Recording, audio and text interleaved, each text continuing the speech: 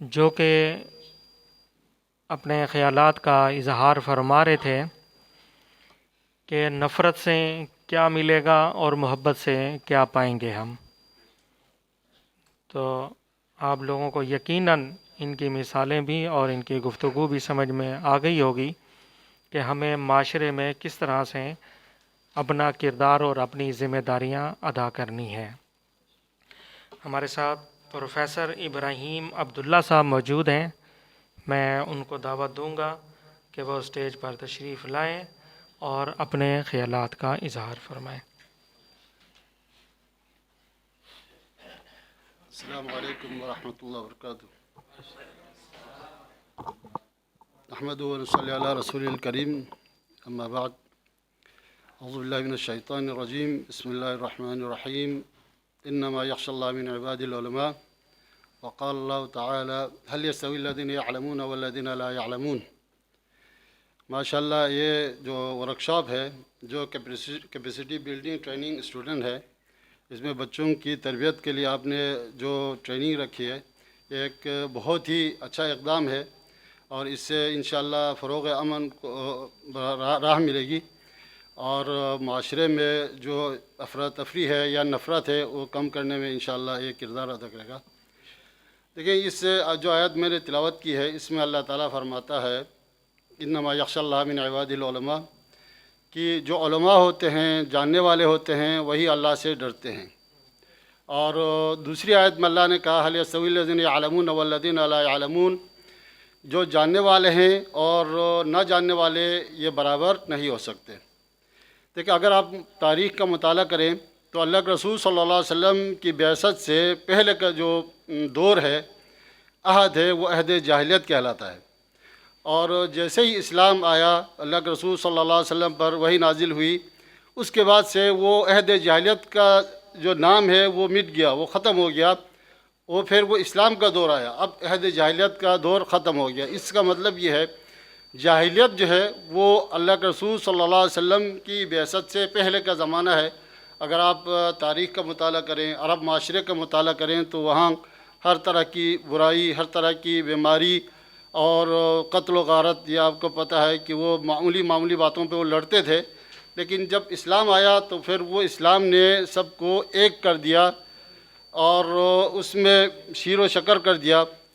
خصوصاً یہ آپ جانتے ہیں، اوس اور خزرج جو قبیلے تھے، دو قبیلے جو مدینہ میں آباد تھے، اور یہ آپس میں تقریباً صدیوں تک لڑتے تھے. 50 سال تک آپس میں معمولی باتوں پر ان کی لڑائی ہوتی تھی. لیکن اللہ کے رسول صلی اللہ علیہ وسلم جب ہجرت کر کے مدینہ آئے تو وہ جب مسلمان ہو گئے تو پھر وہ آپس میں شیر و شکر ہو گئے، ان کی ساری نفرتیں ختم ہو گئی. تو اسلام اصل میں یہ دیکھا جائے، جو صحیح مسلمان ہے یا جو صحیح عالم ہے، وہ کبھی بھی کسی سے نہیں لڑتا، وہ امن کا ہی داعی ہوتا ہے. اور اسلام جو بیسیکلی اگر دیکھا جائے، اسلام جو وہ سلم سے ہی نکلا ہے، جو سلامتی کا درس دیتا ہے.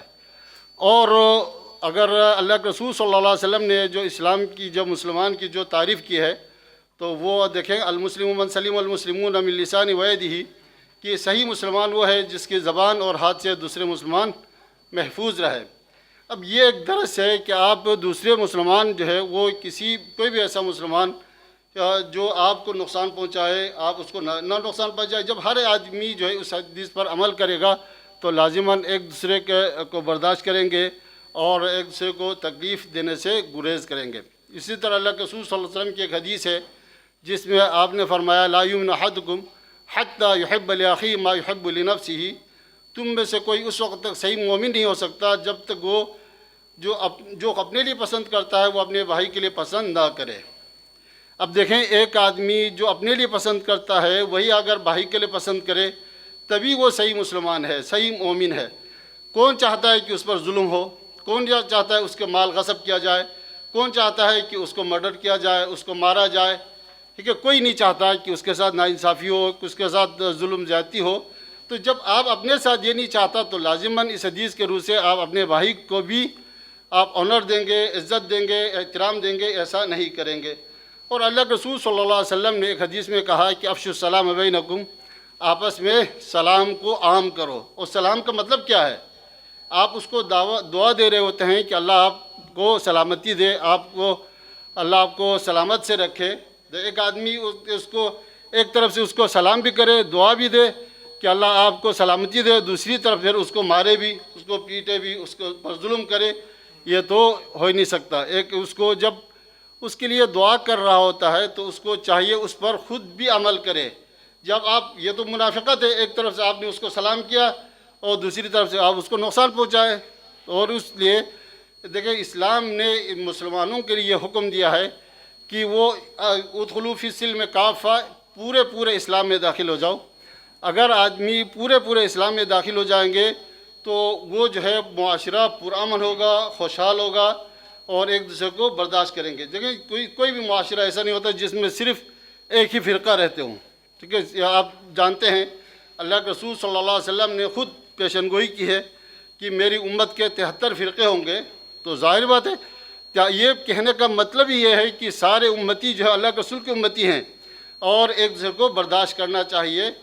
اور اس میں دیکھیں اللہ کے رسول صلی اللہ علیہ وسلم کو اللہ تعالیٰ نے ایک آیت اتاری جس میں یہ کہا گیا کہ آپ جو ہے یہودیوں کے لیے اس کے بیسیکلی ان کے کہا کہ تعالوا الی کلمۃ سواء بیننا وبینکم, کہ اس کلمے کی طرف آؤ جو ہمارے اور تمہارے اندر یکساں ہے. اب یکسانیت کی طرف آئے اور یکساں چیزوں پر اگر آپ عمل کریں گے تو جو اختلافی ہیں اس کو چھوڑ دے. ٹھیک ہے, یا اس کو بعد میں ڈسکس کیا جائے تو ہو سکتا ہے کہ معاشرہ میں جو ہے کوئی کنفیوژن نہیں ہوگا, معاشرے میں کوئی انارکی نہیں ہوگی, کوئی انتشار نہیں ہوگا. اور اللہ تعالیٰ کا ارشاد ہے کہ وَاعْتَصِمُوا بِحَبْلِ اللَّهِ جَمِيعًا وَلَا تَفَرَّقُوا, کہ اللہ کی رسی کو مضبوطی سے پکڑو اور تفرقہ نہ کرو. اور رسی کیا ہے اس میں, جو حبل اللہ ہے, اس سے مراد قرآن مجید ہے. اور قرآن مجید وہ ایک اکیلی کتاب ہے, کوئی بھی مسلمان جو واقعی مسلمان ہو وہ اس پر اختلاف نہیں کر سکتا. تو اگر ہم بنیادی طور پر قرآن و حدیث کی تعلیمات کے مطابق چلے تو انشاءاللہ معاشرہ پرامن ہوگا, کوئی اختلاف نہیں ہوگا. اگر اختلاف ہو بھی جائے تو اس کو آپ ڈسکس کر سکتے ہیں اور اس کا کوئی سولوشن ضرور نکلے گا. Thank you.